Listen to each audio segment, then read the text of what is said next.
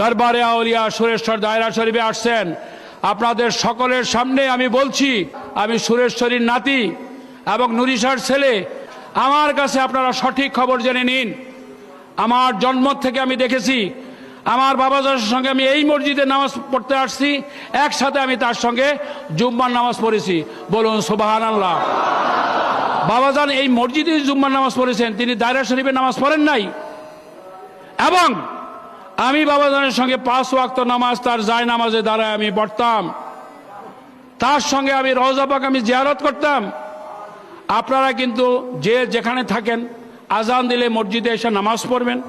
যদি কোনো কারণে না পড়েন, মাঠে বসিয়ে আপনারা নামাজ পড়ে নেবেন। তাও যদি উজুর থাকে, কাজা নামাজ আপনারা পড়ে নেবেন। আপনারা 5 ওয়াক্ত নামাজ পড়বেন, ফজর এশারের নামাজে দুরূদ শরীফ পড়বেন, খাওয়ার আগে মোনাজাত করবেন, এটা সুরেশ্বরী হুকুম।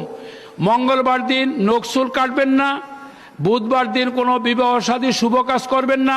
এগুলি সুরেশ্বরী কেবলা কাবা নূরে হকগঞ্জের কিতাবের কি মুরব্বী বচনের ভিতরে লেখা আছে।